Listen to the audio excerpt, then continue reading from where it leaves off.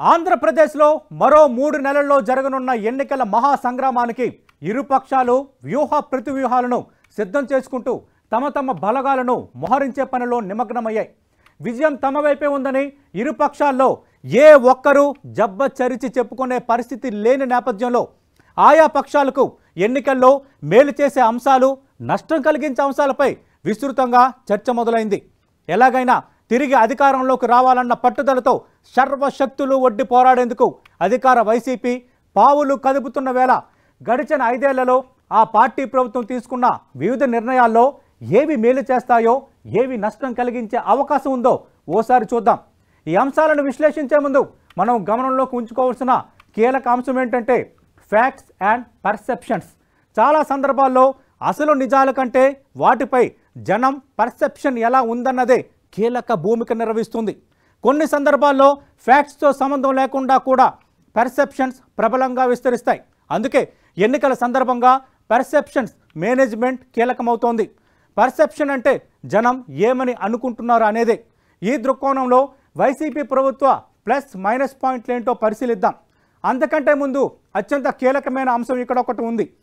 2019 ఎన్నికల్లో వైఎస్ఆర్ కాంగ్రెస్ పార్టీ 151 సీట్ల భారీ మెజార్టీతో ఘన విజయం సాధించింది.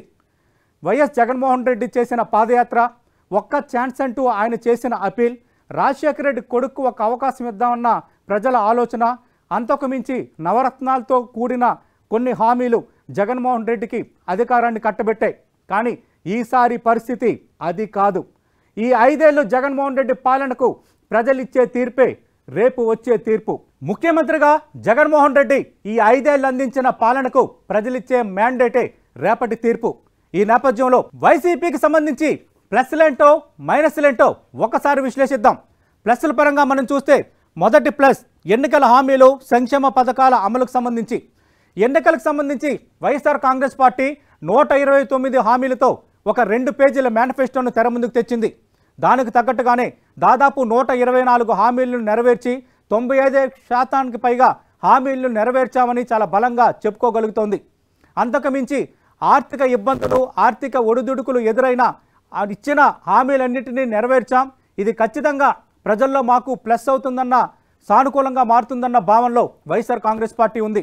ఇక ప్లస్ పాయింట్లకు సంబంధించి రెండోది ఏంటో ఒకసారి చూద్దాం. రెండో పాయింట్ మనం చూస్తే ఎస్సీ ఎస్టీ వెనుకబడిన వర్గాలకు వెన్నుదన్నుగా నిలవడం. ఇది అత్యంత కీలకమైన పాయింట్. జగన్మోహన్ రెడ్డి అధికారంలోకి వచ్చినప్పటి నుంచి, వైసీపీ ప్రభుత్వం అధికారంలోకి వచ్చిన మరుక్షణం నుంచి ఎస్సీ ఎస్టీ మైనార్టీ వెనుకబడిన వర్గాలకు సంబంధించి సంక్షేమ పథకాల అమలు అనేది అత్యంత కీలకంగా, అత్యంత పకడ్బందీగా అమలు చేస్తున్న వాతావరణం అయితే కనిపిస్తోంది. దీనికి సంబంధించి ప్రత్యేకంగా వ్యవస్థలను ఏర్పాటు చేయడం, అలాగే ప్రత్యేకంగా ఐఏఎస్ అధికారులకు సంబంధించి ఒక బృందాన్ని ఏర్పాటు చేసి నవరత్నాల అమలుకు సంబంధించి, అలాగే ఎస్సీ ఎస్టీ మైనార్టీ వెనుకబడిన వర్గాల పథకాల అమలుకు సంబంధించి ఎప్పటికప్పుడు సమీక్షలు చేస్తుండడం ఒక ప్లస్ పాయింట్గానే చెప్తున్నారు. అంతకుమించి ఈ వర్గాలకు సాధికారత కల్పించే దిశగా మేము విజయం సాధించాం, ఖచ్చితంగా ఇది మాకు సానుకూలంగా మారబోతోంది, ఈ వర్గాలన్నీ ప్రధానంగా ఎక్కువ ఓటు బ్యాంక్ కలిగిన వర్గాలు కాబట్టి ఇది మాకు సానుకూల అంశంగా మారబోతుందన్న అంచనాలో వైఎస్ఆర్ కాంగ్రెస్ పార్టీ ఉంది. ఇక మూడో ప్లస్ పాయింట్ ఏంటో మనం ఒకసారి చూద్దాం. మూడో ప్లస్ పాయింట్ అంగబలం, అర్ధబలం. ఇవి అత్యంత కీలకమైన అంశాలు. వైఎస్ఆర్ కాంగ్రెస్ పార్టీ అధికారంలోకి వచ్చిన తర్వాత అంగబలం, అర్ధబలంల పరంగా పూర్తి స్థాయిలో పురోగతి సాధించిందనేది ఏ రాజకీయ విశ్లేషకులకు అడిగినా, ఎవరికి అడిగినా చెప్పే మాట. ఎందుకంటే పోల్ మేనేజ్మెంట్కి సంబంధించి ఈ 2 అంశాలు అత్యంత ప్రాధాన్యతతో కూడుకున్న అంశాలు నేపథ్యంలో ఖచ్చితంగా ఈ 2 అంశాల పరంగా వైఎస్ఆర్ కాంగ్రెస్ పార్టీ కొంత బలంగా, బలీయంగా ఉందన్నది వాస్తవం. ప్రతిపక్షాలు కూడా ఈ మాటను ఒప్పుకుంటున్నాయి. 4వ ప్లస్ పాయింట్ విషయానికి వస్తే జనంలో వ్యతిరేకత ఉన్న అభ్యర్థులను మార్చేయటం. ఇప్పుడు ప్రస్తుతం ఇదే హాట్ టాపిక్గా మారుతోంది. అటు పార్టీ అధ్యక్షుడిగా వైఎస్ జగన్మోహన్ రెడ్డి చాలామంది అభ్యర్థులను మారుస్తున్నారు. అలాగే కొందరు అభ్యర్థులకు స్థానచలనం కలిగించి వేరే నియోజకవర్గాలకు మారుస్తున్నారు. ఈ నేపథ్యంలో ఇది ఎలా ప్లస్ అవుతుందన్న చర్చ కూడా జనంలో సాగుతోంది. ఒక అంశం ఇక్కడ మనం చూడాలి. గత 5 ఏళ్లలో స్థానికంగా ఉన్న శాసనసభ్యులు వాళ్ళపై ఉన్న వ్యతిరేకత నేపథ్యంలో వాళ్ళని మార్చి కొత్త అభ్యర్థులను పెట్టడం, లేదంటే వాళ్ళని వేరే నియోజకవర్గాలు మార్చడం అనేది మాకు లాభిస్తుందని అటు వైఎస్ఆర్ కాంగ్రెస్ పార్టీ లెక్కలు వేసుకుంటోంది. అయితే ఇక్కడ ఒక కీలక అంశాన్ని మనం చూడాలి. ఇక్కడ అభ్యర్థుల మార్పు, అభ్యర్థులను ఒక నియోజకవర్గం నుంచి వేరే నియోజకవర్గానికి మార్చడం అనే అంశం అనేది 2 వైపులా పదునున్న కత్తి లాంటిది. ఒక రకంగా ఇంతమంది అభ్యర్థులను భారీ సంఖ్యలో ఒకవేళ మార్చితే అంటే ఈ స్థాయిలో వ్యతిరేకత ఉందన్న ఒక వ్యతిరేక సంకేతం, ప్రతికూల సంకేతం కూడా ప్రజల్లోకి వెళితే అది మరింత వ్యతిరేకంగా మారే అవకాశం ఉందన్న ఆ భయం కూడా వైఎస్ఆర్ కాంగ్రెస్ పార్టీలో కనిపిస్తోంది. అలాగే ప్లస్ పాయింట్కి సంబంధించి మరో పాయింట్ మనం చూద్దాం. గ్రామ సచివాలయం వాలంటీర్ వ్యవస్థ. ఈ గ్రామ సచివాలయం వాలంటీర్ వ్యవస్థకు సంబంధించి అంతకుముందు ఎప్పుడు కూడా ఉమ్మడి ఆంధ్రప్రదేశ్లో కానీ అటు 2 తెలుగు రాష్ట్రాలు ఏర్పడిన తర్వాత అటు తెలంగాణలో కూడా లేని వాతావరణం. వైఎస్ఆర్ కాంగ్రెస్ పార్టీ గ్రామ సచివాలయం వాలంటీర్ వ్యవస్థను అత్యంత ప్రతిష్టాత్మకంగా తీసుకున్న వాతావరణం అయితే కనిపిస్తోంది. ఇది చాలా ప్లస్ పాయింట్గా ఎక్కువ మంది అభిప్రాయపడుతున్న అంశం. గ్రామ సచివాలయం అని ఒక సచివాలయాన్ని గ్రామ స్థాయిలో ఏర్పాటు చేయటం, అన్ని సేవలు అక్కడ లభ్యమయ్యేటట్టుగా చేయటం, తాజా పరిస్థితుల నేపథ్యంలో రిజిస్ట్రేషన్లు కూడా గ్రామ సచివాలయంలో జరిగేటట్టుగా ప్రయత్నాలు చేస్తుండడం అనేది ఇక్కడ మనం గమనించదగ్గ విషయం. అంతకుమించి 50 ఏళ్లకు ఒక వాలంటీర్ని ఏర్పాటు చేసి రాష్ట్ర వ్యాప్తంగా దాదాపు 2,50,000 మందికి పైగా వాలంటీర్ వ్యవస్థ ఏర్పాటు చేయటం, పౌర సేవలన్నీ వాళ్ళకి అందుబాటులోకి తేవడం, అటు ప్రభుత్వ పథకాల లబ్ధి నేరుగా వాలంటీర్లతో త్రూ అటు లబ్ధిదారులకి అందించటం, అలాగే ప్రభుత్వ పథకాల అమలు, బర్త్ సర్టిఫికేట్ నుంచి డెత్ సర్టిఫికేట్ వరకు ప్రతిదీ ఆ వాలంటీర్కి మనం చెబితే వాళ్ళు తెచ్చి ఇచ్చేటట్టుగా పరిపాలనను గ్రామ స్థాయి వరకు చాలా వికేంద్రీకరించారన్న ఒక సానుకూల వాతావరణం అనేది మాకు పాజిటివ్గా మారబోతుందన్న అంచనాలో వైఎస్ఆర్ కాంగ్రెస్ పార్టీ ఉంది. అలాగే వైసీపీకి సంబంధించిన మరికొన్ని ప్లస్ పాయింట్స్ మనం చూద్దాం. నాడు నేడు కింద స్కూళ్ళు, ఆసుపత్రుల అభివృద్ధి. వైఎస్ఆర్ కాంగ్రెస్ పార్టీ అధికారంలోకి వచ్చిన తర్వాత తీసుకున్న కీలకమైన నిర్ణయాల్లో నాడు నేడు అనేది అత్యంత కీలకమైంది. అటు స్కూళ్ళు, ఆసుపత్రులకు సంబంధించి అటు ప్రభుత్వ నిధులతో పాటు ఆ గ్రామాలకు సంబంధించి ఆ పట్టణాలకు సంబంధించిన ప్రముఖులు, ఎన్ఆర్ఐలు, అలాగే ఆర్థికంగా బలపడిన వాళ్ళ సహాయంతో కొంత స్కూళ్ళల్లో సదుపాయాలు మెరుగుపరచడం, సదుపాయాలు కల్పించడం అన్న ఒక లక్ష్యంతో ఈ నాడు నేడు కార్యక్రమాన్ని జగన్మోహన్ రెడ్డి ప్రభుత్వం తెర ముందుకు తెచ్చింది. దీంట్లో భాగంగా చాలా స్కూళ్ళలో డెవలప్మెంట్ చేయటం, అలాగే కొన్ని స్కూళ్ళకు సంబంధించి అటు ఇంగ్లీష్ మీడియం తేవటం, అలాగే అటు వాళ్ళకి సంబంధించి ట్యాబ్స్ ఇవ్వటం, బైజూస్ లాంటి సంస్థలతో ఒప్పందం కుదుర్చుకొని అటు మంచి విద్యకు సంబంధించిన మెటీరియల్ అందించడం, ఇలాంటి అంశాలు అన్నిటినీ జగన్ ప్రభుత్వం విద్యార్థులకు అందించే కార్యక్రమాన్ని చేపట్టింది. ఇక ఆసుపత్రులకు సంబంధించి జిల్లాకు మెడికల్ కాలేజీతో పాటు చాలా ఆసుపత్రుల్లో బెడ్ల స్థాయిని పెంచడం, అలాగే వసతులు కల్పించడం, అలాగే మరమ్మతులు చేసి కొంత ఆ రూపురేఖలు మార్చడం అన్న లక్ష్యంతో చేపట్టిన ఈ నాడు నేడు పథకం అనేది వైఎస్ఆర్ కాంగ్రెస్ పార్టీకి ఒక ప్లస్ పాయింట్గా చెప్తున్నారు. ఇది రేపొద్దున్న ఎన్నికల్లో మాకు ఖచ్చితంగా లాభిస్తుందన్న అంచనాలో వైఎస్ఆర్ కాంగ్రెస్ పార్టీ ఉంది. అలాగే మరికొన్ని అంశాలు మనం చూద్దాం. ప్లస్ పాయింట్లు ఏవే ఉన్నాయంటే జగనన్న కాలనీల్లో 30 లక్షలకు పైగా ఇళ్ల పట్టాలు. ఇది చాలా కీలకమైన అంశం.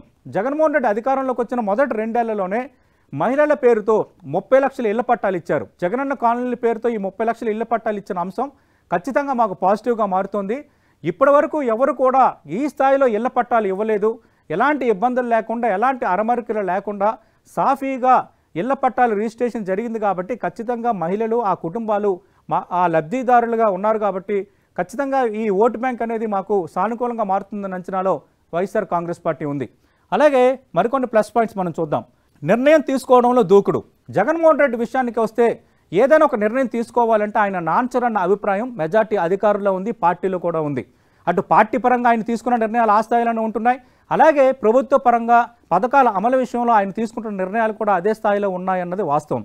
ప్రధానంగా కొందరు అధికారులు చెప్పినా కూడా ఏమీ ఆలోచించకుండా ఖచ్చితంగా సంక్షేమ పథకాల విషయంలో జగన్మోహన్ రెడ్డి నిర్ణయం తీసుకోవడంలో వేగం ఉంటుంది, అటు నిర్ణయం విషయంలో వెనకడుగు వేయరన్న ఒక అభిప్రాయం కూడా ఒక సానుకూలంగా అంశంగానే మాకు ఉంటుందని వైసీపీ లెక్కలు వేసుకుంటుంది. మరో ప్లస్ పాయింట్ ఏంటంటే ప్రధానంగా మనం చూస్తే సంక్షేమ పథకాల్లో నేరుగా లబ్ధిదారుల ఖాతాల్లోకి డబ్బులు వేయడం.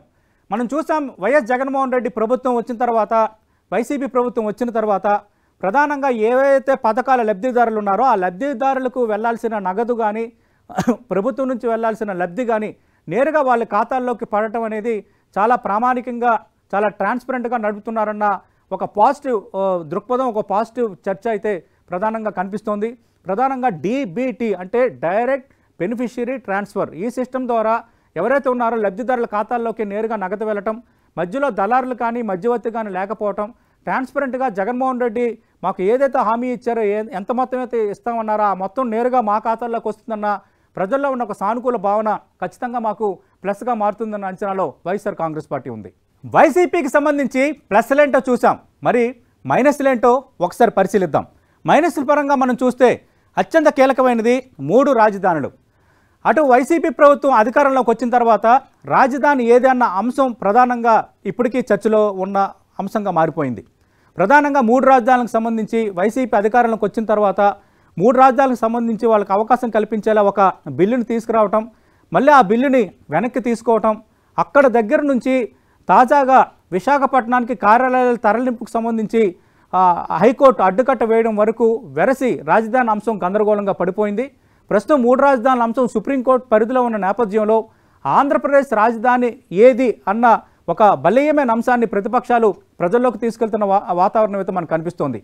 ప్రారంభంలో పరిపాలనా రాజధానిగా విశాఖపట్నం, న్యాయ రాజధానిగా కర్నూలు, అలాగే శాసన రాజధానిగా అమరావతి అంటూ ప్రభుత్వం అడుగులో వేసినప్పటికీ ఆ తర్వాత జరిగిన పరిణామాల్లో ఆ బిల్లు వెనక్కి తీసుకున్న వాతావరణం, తర్వాత కొందరు కోర్టుకు వెళ్ళటం, హైకోర్టు తీర్పు నేపథ్యంలో దానికి మళ్ళీ ప్రభుత్వం సుప్రీంకోర్టులో అప్పీల్ చేయటం, ఈ గందరగోళం మధ్య ఆంధ్రప్రదేశ్ సంబంధించి రాజధాని ఎక్కడ, రాజధాని ఏదన్న అంశం జాతీయ స్థాయిలో చర్చ జరుగుతున్న వేళ ఇది కొంత ప్రతికూల అంశంగా మారిందన్న చర్చ అయితే బలంగా సాగుతోంది. స్పెసిఫిక్గా మనం చూస్తే ఆంధ్రప్రదేశ్ రాజధానికి సంబంధించి ఒక క్లారిటీ లేదు అన్నది సుస్పష్టంగా మనకి అర్థమవుతోంది.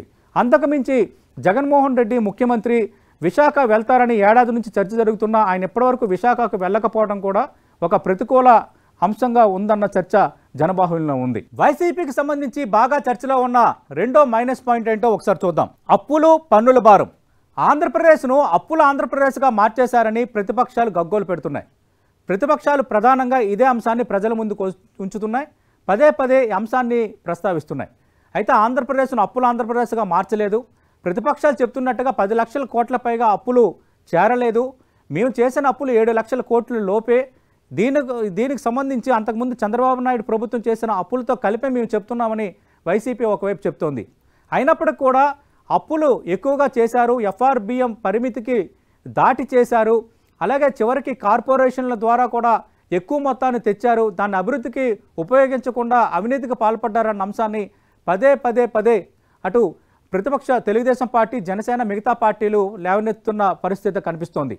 అంతకుమించి అప్పుల రూపంలో తెచ్చిన ప్రతి రూపాయిని సంక్షేమానికే ఖర్చు పెట్టాం, అప్పుల రూపంలో తెచ్చిన ప్రతి రూపాయిని ప్రజల కోసమే ఖర్చు పెట్టాం, ప్రతిపక్షాలు చేస్తున్న ఆరోపణలు నమ్మొద్దంటూ తాజాగా ముఖ్యమంత్రి జగన్మోహన్ రెడ్డి మాట్లాడుతుండడం ఈ అప్పుల అంశం వ్యతిరేకంగా మారుతుందన్న దానికి సంకేతమా ముఖ్యమంత్రి వ్యాఖ్యలన్న చర్చ కూడా సాగుతోంది. అలాగే మరో అంశం ఏంటో చూద్దాం. మైనస్గా మారుతున్న అంశాలు. వ్యవస్థల దుర్వినియోగానికి సంబంధించి ఆంధ్రప్రదేశ్లో విస్తృతంగా చర్చ జరుగుతోంది. ప్రధానంగా వైఎస్ఆర్ కాంగ్రెస్ పార్టీ అధికారంలోకి వచ్చిన తర్వాత అటు వ్యవస్థల వినియోగం సంబంధించి ప్రధానంగా ప్రతిపక్షాలను కట్టడి చేయటమే ప్రధాన లక్ష్యంగా చేసుకున్నారన్న ఒక ప్రధాన ఆరోపణ వైఎస్ఆర్ కాంగ్రెస్ పార్టీ ఎదుర్కొంటోంది. ముందు నుంచి కొన్ని సంఘటనలు జరగడం, అటు పోలీసుకు సంబంధించి కానీ, సిఐడి లాంటి దర్యాప్తు సంస్థలకు సంబంధించి కానీ కొన్ని సందర్భాల్లో వ్యవహరించిన తీరు అనేది వైఎస్ఆర్ కాంగ్రెస్ పార్టీ పట్ల వ్యతిరేకత పెంచిందని తెలుగుదేశం పార్టీ కానీ కొందరు విశ్లేషకులు చెబుతున్న మాట. అక్కడ నుంచి వివేక హత్య కేసు వరకు జరిగిన కొన్ని పరిణామాలు కొన్ని అనుమానాలకు తావిచ్చేలా ఉన్నాయన్న ఒక అభిప్రాయం ప్రజల్లో దీనిపైన కొంత చర్చ ఉండడం అనేది ఖచ్చితంగా వైఎస్ఆర్ కాంగ్రెస్ పార్టీకి ఒక మైనస్ పాయింట్గా మారింది. రానున్న ఎన్నికల్లో ఇది కొంత ఎఫెక్ట్ చూపించే అంశంగా చాలామంది చెబుతున్నారు. అలాగే మరో మైనస్ పాయింట్ ఏంటో ఒకసారి మనం చూద్దాం. రోడ్ల అభివృద్ధి, మౌలిక వసతుల కల్పనలో వైఫల్యం. ఇది మరొక అంశం. ప్రధానంగా వైఎస్ఆర్ కాంగ్రెస్ పార్టీకి సంబంధించి సంక్షేమానికి పెద్దపీట వేశారన్న విషయంలో ఎవరూ కాదనరు. సంక్షేమ విషయంలో సంక్షేమ పథకాల అమలులో వైసీపీ ప్రభుత్వం తనదైన ముద్ర వేసుకుందన్నది ఎక్కువ మంది ప్రతిపక్షాల్లో కూడా ఒక వర్గం అభిప్రాయపడే అంశం. కానీ అభివృద్ధి కుంటుపడింది అన్నది ఎక్కువ మంది తెర ముందుకు తెస్తున్న టాపిక్. ఎందుకంటే రోడ్ల నిర్మాణానికి సంబంధించి చాలా చర్చ జరిగింది, చాలా చోట్ల రోడ్లు లేకపోవడం, దీనిపైన జనసేన, టీడీపీ లాంటి పార్టీలు ఆందోళనలు చేపట్టిన వాతావరణం కూడా ఒకవైపు మనం చూసాం. అంతకుమించి మధ్యలో కొన్ని చోట్ల కీలకమైన రోడ్ల నిర్మాణం చేపట్టినా ఎప్పటికీ చాలా చోట్ల సవ్య దిశలో రోడ్లు లేకపోవడం అనేది ఒక పెద్ద మైనస్గా ప్రజల్లో చర్చకు దారితీసిన అంశంగా ఉందనేది కొందరు వైసీపీ నేతలు కూడా ఆఫ్ ది రికార్డుగా ఒప్పుకుంటున్న అంశం. దాంతోపాటు మౌలిక వసతులు కల్పనలో వైఫల్యం కూడా కనిపిస్తోంది. సంక్షేమం పేరిట మొత్తం సంక్షేమానికే ప్రభుత్వం పెద్దపీట వేసింది, కానీ ఎక్కడికక్కడ అభివృద్ధిని, సదుపాయాల కల్పనని వదిలేసిందన్న ఒక రకమైన వ్యతిరేక అభిప్రాయం ప్రజల్లో బలంగా కనిపిస్తోంది. మరో మైనస్ పాయింట్ ఏంటో ఒకసారి చూద్దాం. ఇసుక కొరత, అధిక ధరలు.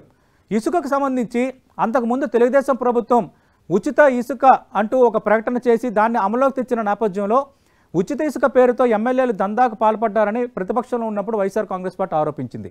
కానీ వైసీపీ అధికారంలోకి వచ్చిన తర్వాత ఇసుక కొరత, అధిక ధరలు అనేది హైలైటెడ్ అంశంగా మారిపోయింది. ప్రధానంగా చాలామంది ప్రజాప్రతినిధులు ఈ ఇసుక పేరుతో అవినీతి దందాకు తెరలేపారు అన్నది ప్రధానంగా నియోజకవర్గాల్లో కొన్ని వర్గాల్లో బాగా నాటుకుపోయిన అంశం.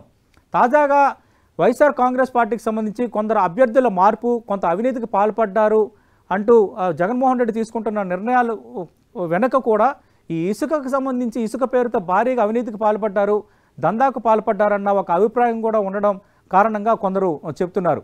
ఏదేమైనా ఇసుక అనేది అత్యంత అవసరమైన కమోడిటీ కాబట్టి ఆ అంశంకి సంబంధించి కొరత ఉండడం, అలాగే ప్రభుత్వం చెప్పిన లెక్కల కంటే అధిక ధర వెచ్చించి ఇసుకను కొనుగోలు చేస్తుండడం, ఇది ప్రధానంగా ప్రజల్లో కొంత మైనస్ పాయింట్గా మారిపోయింది అంటున్నారు. మరో మైనస్ పాయింట్ ఏంటో ఒకసారి చూద్దాం. ఉద్యోగుల్లో వ్యతిరేకత. ఇది చాలా కీలకమైన అంశం. ఎందుకంటే ఉద్యోగులు లార్జర్ సెన్స్లో ఉంటారు. గత ఎన్నికల్లో అంటే 2019 ఎన్నికల్లో జగన్మోహన్ రెడ్డి అధికారంలో రావడానికి బలంగా పనిచేసిన పాజిటివ్ అంశాల్లో ఉద్యోగుల సానుకూలత.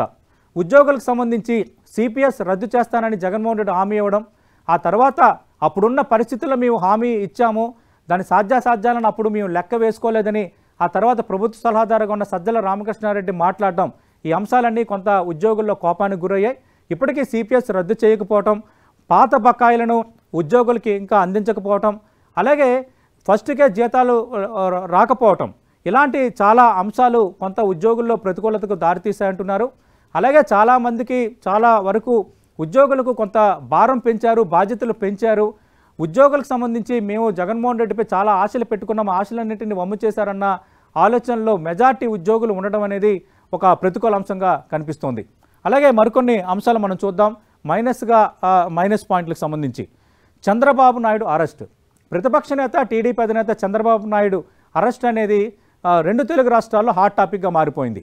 అయితే చంద్రబాబు నాయుడు తప్పు చేశారా, తప్పు చేయలేదా, అవినీతికి పాల్పడ్డారా, పాల్పడలేదా అన్న అంశాల జోలికి నేను పోవడం లేదు.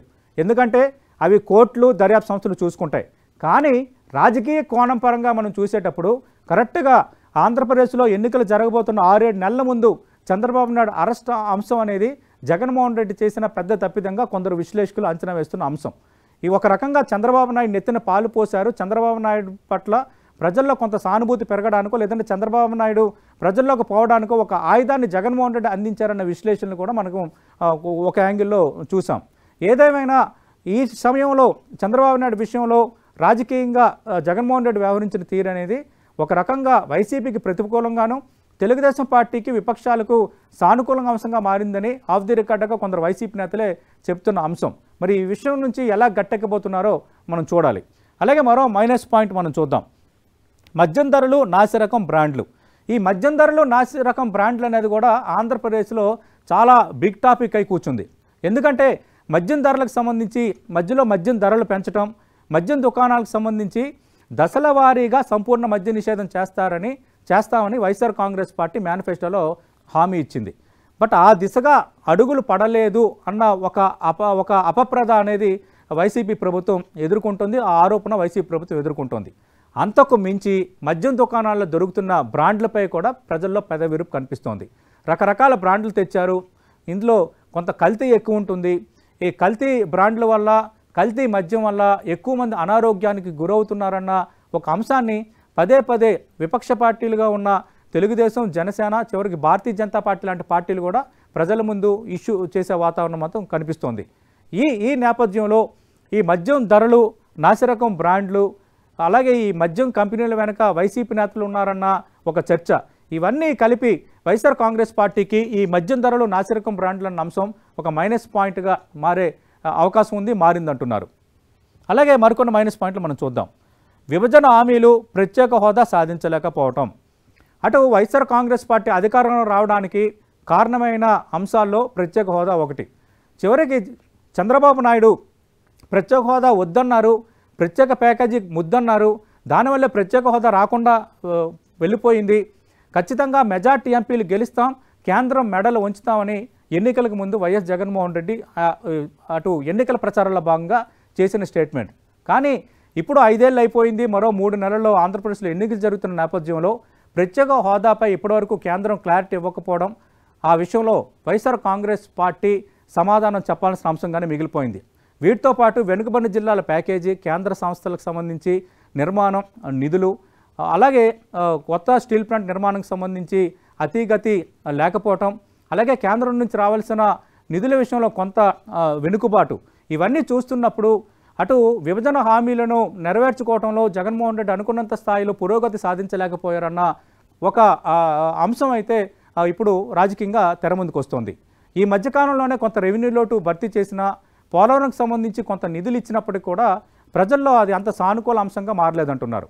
అంతకుమించి విశాఖ స్టీల్ ప్లాంట్ ప్రైవేటీకరణను అడ్డుకోలేకపోతున్నారన్న ఒక రకమైన అభిప్రాయం కొందరు ప్రజల్లో ఉండటం అనేది రాబోతున్న ఎన్నికల వేళ వైఎస్ఆర్ కాంగ్రెస్ పార్టీకి ఒక మైనస్ పాయింట్గానే మారబోతుందన్న అంచనా కొందరు విశ్లేషకుల్లో మనకి కనిపిస్తోంది.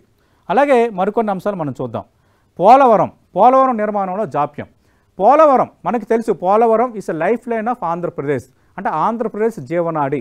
పోలవరం ప్రాజెక్టుకు సంబంధించి గత ప్రభుత్వం 70% పైగా నిర్మాణం అయిపోయింది అంటూ గత ప్రభుత్వం ఒక గడువును విధించింది.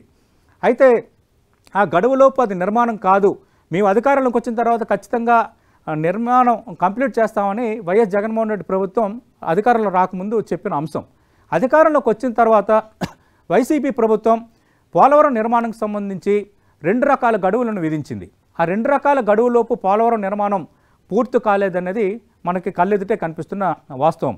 అయితే అటు తెలుగుదేశం హయాంలో నిర్మాణం విషయంలో జరిగిన లోపాల వల్లే ఇది ఆలస్యం అయిపోయింది అంటూ కొత్తగా వైఎస్ఆర్ కాంగ్రెస్ పార్టీ ప్రభుత్వం కొత్త వాదనను తెర ముందుకు తెచ్చింది. దానికి సంబంధించి కొన్ని కారణాలు చూపుతోంది.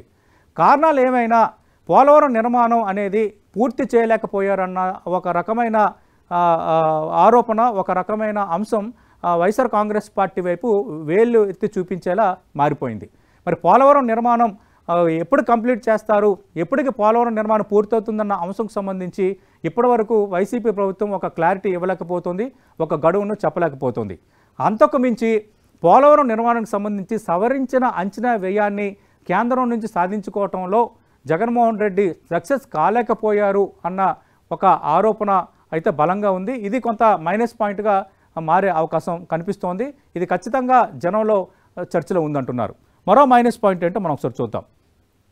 పార్టీ నేతల అవినీతిపై ఫిర్యాదులు. పార్టీ నేతల అవినీతిపై ఫిర్యాదులు అనేది కూడా అండర్లైన్డ్ అంశమే. ఎందుకంటే తాజాగా జగన్మోహన్ రెడ్డి అభ్యర్థుల మార్పుకు సంబంధించి తీసుకుంటున్న నిర్ణయాల్లో కొందరు అభ్యర్థులు పనితీరు, అలాగే కొందరు అభ్యర్థులు అవినీతి తారాస్థాయికి చేరిపోవటం వల్ల ఆయా నియోజకవర్గాల్లో బాగా వ్యతిరేకత పెరిగిపోయింది. ఇక్కడ అభ్యర్థిని మార్చకపోతే ఖచ్చితంగా మనకి ఓటమి ఎదురవుతుందన్న అంచనాయే కారణం అంటున్నారు. ఇక్కడ ఎక్కువ మంది ప్రజాప్రతినిధులు, పార్టీ నేతలు అవినీతికి ఎక్కువగా పాల్పడ్డారు, చాలా చోట్ల దందాలకు పాల్పడ్డారు, సివిల్ వ్యవహారాల్లో జోక్యం చేసుకున్నారన్న ఆరోపణలు బలంగా ఉన్నాయి. ఇది కూడా కొంత ప్రజల్లో వ్యతిరేకతకు కారణమైందంటున్నారు. ఈ కోణంలోనే నేను ఇందాక చెప్పినట్టు అభ్యర్థుల మార్పుకు జగన్మోహన్ రెడ్డి ఉపక్రమించారంటున్నారు.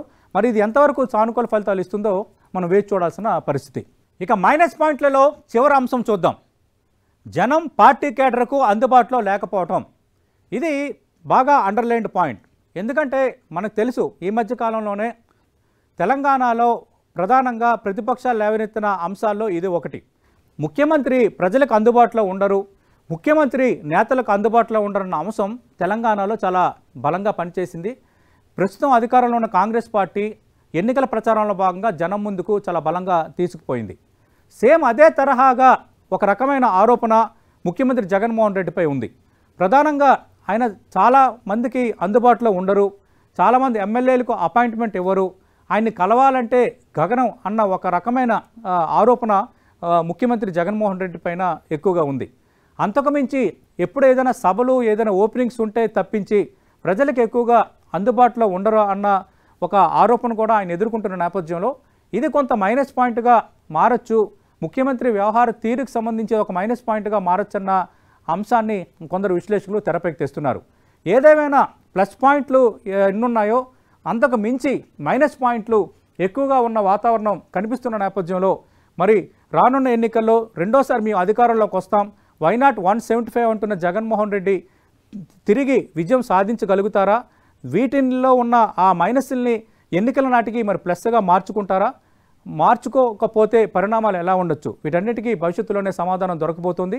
ప్రధానంగా అభ్యర్థుల మార్పు అనేది కూడా దీంట్లో భాగంగా అని చెప్తున్నప్పటికీ అభ్యర్థుల మార్పు నేను ప్రారంభంలోనే అన్నట్టుగా అటు రెండు వైపులా పదునున్న కత్తి కాబట్టి ఎక్కువ మంది అభ్యర్థులను మారిస్తే అంటే వ్యతిరేకత ఈ స్థాయిలో ప్రభుత్వంపై ఉందన్న ఒక చెడు అభిప్రాయం కూడా ప్రజల్లోకి వెళ్తే అది మరింత మైనస్గా మారే అవకాశం ఉందన్న, మరో మైనస్ పాయింట్గా మారే అవకాశం ఉందన్న చర్చ కూడా బలంగా సాగుతోంది. ఏదేమైనా ఇటు పాజిటివ్స్ ఉన్నాయి, ఇటు నెగిటివ్స్ ఉన్నాయి, ఇటు ప్లస్లు ఉన్నాయి, ఇటు మైనస్లు ఉన్నాయి. మరి మరో 3 నెలల్లో ఎన్నికలు జరుగుతున్న నేపథ్యంలో ఈ మైనస్లను ఎంత ప్లస్గా మార్చుకుంటారన్న దానిపైనే వైఎస్ఆర్ కాంగ్రెస్ పార్టీ రెండోసారి అధికారంలో రావడానికి ఎర్ర తివాచిని ప్రజలు పరుస్తారన్నది మాత్రం వాస్తవం.